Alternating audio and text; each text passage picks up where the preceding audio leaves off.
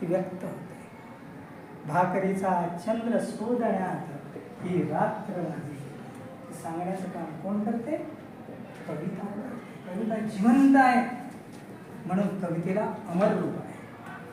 कविता कधीच भूतकाळात जात नाही, ती कधीच मागच्या गोष्टी सांगत नाही, ती आजची परिस्थिती सांगते. आणि कवी नेहमी पुढे दृष्टीतात तो पुढे, समजलं ना? त्याला भविष्य दर्शवायचं आहे, कारण भविष्य तो संपवायसाठी कधीच तयार होत नाही. तर शब्द आले तुमच्या कुठून आणायचे?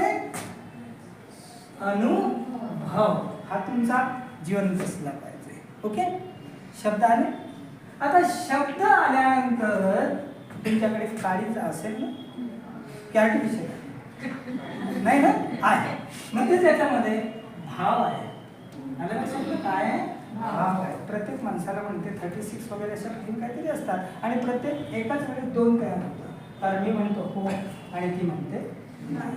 यस, एक म्हणते हो आणि दुसरं म्हणते नाही. जायचं आहे का? हो. मधातच येते नाही, आत्ता नाही. तेव्हा म्हटलं ना, तेव्हा हो होतं, आता नाही. तेव्हा हो होतं, आता काय असायला पाहिजे होतं? होच असायला पाहिजे. पण क्षणाक्षणात, कारण तुमचा सर्वात मोठा मित्र आणि शत्रू कुठे आहे? तुमच्या आत आहे. ते आहे तुमचं मन. मन बेटा काळीज. आता मग काय होते? शब्दातून अनुभव आणि अनुभवावर, या शब्दांवर काय रोखून पहा? तलवारीसारखे चित्त. समजलं? चित्त म्हणजे काय आहे? चित्त म्हणजे वृत्ती आहे, चित्त म्हणजे घन आहे, चित्त म्हणजे आरसा आहे आणि चित्त म्हणजे प्रतिमा आहे. आपण प्रतिभा आणि प्रतिमा याच्याकडे जात आहोत का? तुम्ही एखाद्या गोष्टीला जेव्हापर्यंत निरखून पाहत नाही तेव्हापर्यंत ती तुम्हाला काय होणार नाही? दिसणार नाही. आता चित्त तुम्ही रोखून पाहिलेलं आहे, तुम्हाला काय दिसेल? फक्त तीच वस्तू दिसेल. जगातल्या साऱ्या वस्तू अंधारात जातील आणि फोकस तुमचा कशावर राहील? त्या गोष्टी नाही का? चित्त माझे जागले तेव्हा. कारण जागले तेव्हा काय झालं?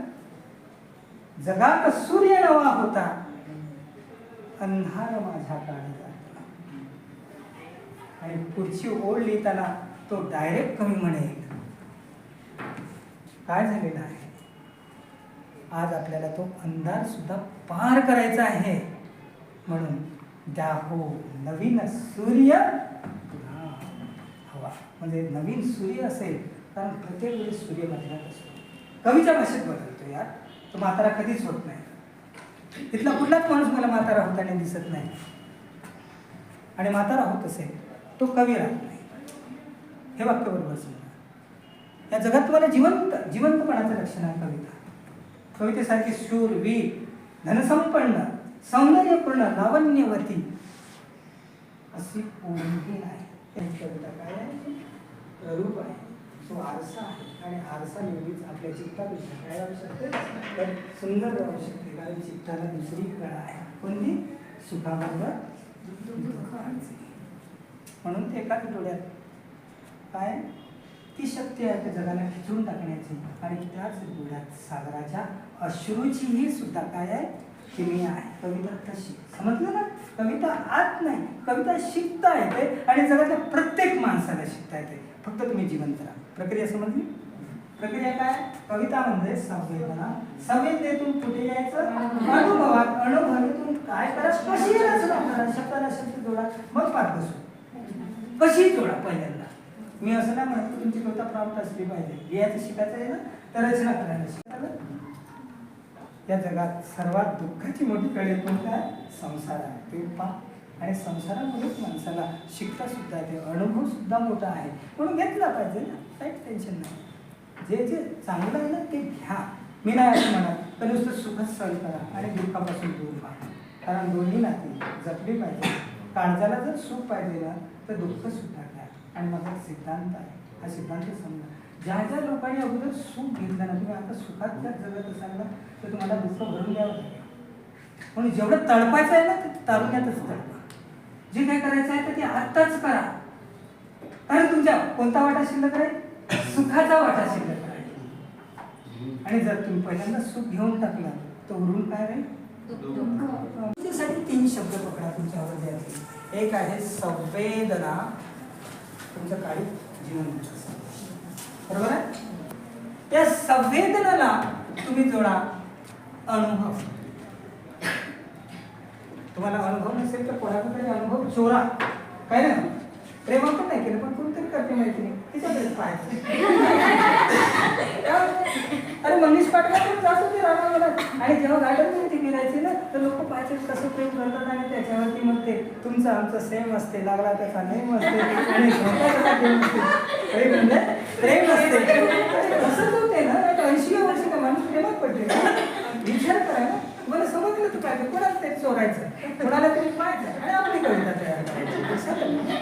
तर पहिल्यांदा तुम्हाला कविता लिहिताना काय पाहिजे? याचा अर्थ काय झाला? तुम्ही जिवंत आहात. ओके. दुसरं काय पाहिजे तुम्हाला जीवनात? आतापर्यंत तुम्ही जगला 15, 16, 17 वर्षामध्ये तुम्हाला काहीतरी अनुभव आले. तुमच्यावर उन्हाळे पावसाळे गेलेले आहे. आईने कधी 2 पोळ्या दिल्या असेल, त्यातही रस्त्यावरचं कुत्र कधीतरी एक पोळी घेऊन पळालं असेल, देताना तुम्हाला दुःख झालं असेल, पण समजून जा तो वाटा कोणाचा होता? त्याचा होता. तेव्हा दुःख नाही. समजते मी काय बोलत आहे? ज्याचं त्याला द्यायला शिका.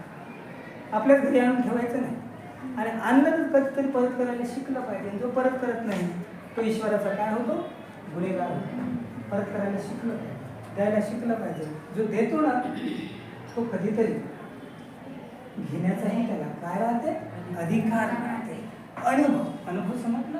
तुम्हाला जे अनुभव असतील आणि मग तुम्ही काय करायचं? या अनुभवाला जे आता सौंदर्य टाकायचं आहे तर मग तुम्ही काय करा? रचना समजली? स्त्री तयार होत चालली, फुलं तयार होत चालली, निसर्ग तयार होत चालला, सूर्य तयार होत चालला, चंद्र तयार होत चालला आणि पाण्याचे धबधबे सुद्धा. कोण पाहिजे तुम्हाला? ऐकण्यात पहा. संवेदना लागली, अनुभव आला तुम्हाला. कारण तुम्ही कुठलीही गोष्ट पाहिलं की या नावाचा अनुभव आला की तुम्हाला. आतापर्यंत ओळखत होत्या का तुम्ही?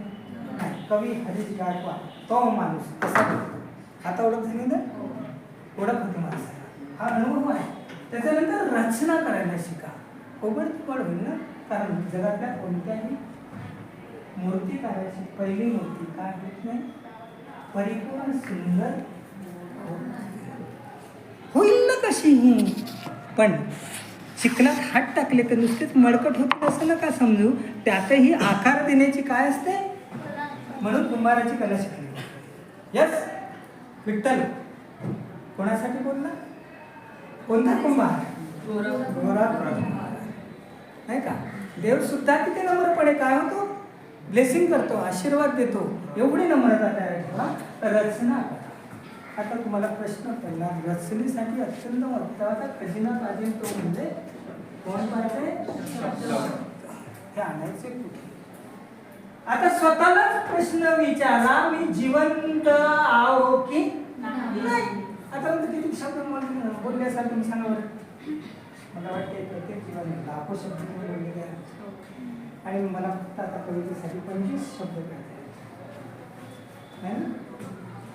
तरी तुम्ही म्हणता दररोज आपण कविता करतो. जी आई असते ना त्या काळामध्ये जात्यावरती करायची ती सुद्धा मी म्हणायची म्हणजे कविताच म्हणतो. सौंदर्य हा भाव आहे. कविता कशी असते म्हणून तिला लावण्यवती म्हणतात. तिला तिच्यात अलंकार येतात, तिला आभूषणे चढवता येते आणि शब्द असे नाजूकपणे काय करतात? कधी पैजनासारखी निनाद करतात आणि कधी तलवारीसारखी वार करतात. बरोबर आहे की नाही? म्हणजे मरणापेक्षा जास्त घायल करण्याची ताकद कोणात आहे? शब्दात आहे, कवितेत आहे. म्हणून कविता जिवंत करते. सौंदर्य आणि दुःख आणि नाही काय झालं तर त्या क्षणासाठी काय होते? आनंद. तुम्ही हसरे व्हाल याच्यापेक्षा मला वाटते जगात कुठल्याच नोटामध्ये एवढी ताकद नाही आणि जगातलं कुठलंच नातं तुम्हाला स्वतः एवढा आनंदित करू शकत नाही. प्रक्रिया समजली? कुठून पुढे जायचं? लिहू शकता ही प्रक्रिया. तुम्ही जाऊन निश्चित कविता आता आपण कवितेकडे जा. बेटा एक शब्द बोलतो कोणता आहे? सोनेरी पहाट. सोनेरी पहाट. शब्द काय आहे? सोनेरी पहाट. आपण आता कविता बनवतो नाही का, आणि याच्यावरती आता कविता बनवणार आहे. कविता तयार होत आहे. सोनेरी तुझी भावना मी तुला शिकवतो ना, मला शिकवायचं आहे. काय झालं कधी आहे आता हे सोनेरी पाठ कधी उगवते, पण कोणाच्या घनातून कोणाच्या कुशीतून आली आहे ती, सूर्याच्या नाही अंधाराच्या. लक्षात ठेवा, बरोबर समजून घ्या कुठून येते ती पहाट, कुठून आली. मग लिहा ना, अंधाराच्या गर्भातून. आता लिहा तुम्ही, अंधाराच्या गर्भातून जागली सोनेरी ही पहाट. अंधाराच्या गर्भातून जागली सोनेरी ही पहाट. ठीक आहे. आणि पुढचा आता सांग घनाची पहाट झाल्याबरोबर काय होईल, ऊन उगवला. कुठे, पूर्वेस. म्हणायचं ना, पूर्वेस तो, नाही का, कुठं, पूर्वेस. लिहा, पूर्वेस तो. ऊन उगवला का रवी म्हणू शकता, भानू म्हणू शकता, सूर्य म्हणू शकता, जेवढे शब्द आहेत कोणते भास्करही म्हणू शकतो. पूर्वेस तो रवी उगवला. कोणाला उगवायचा, रवी उगवला. आणि मग काय झालं,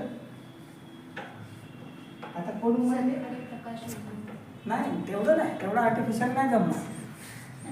आता काय झालं, तिसरी ओळ तुम्ही शिकू शकता. तुम्ही आता तुम्हाला बोलायचे. सोनेरी किरणांनी पहाट झाली. पुढे गेलीस तू. सोनेरी किरणांनी, सिंगल बोलतो जरा. सोनेरी किरणांनी अंधाराच्या गर्भातून जागरी सोनेरी ही पाठ, पूर्वेस तो रवी उगवला. आणि मग काय झालं, सुवर्ण किरणे आली दारात. आपण वेलकम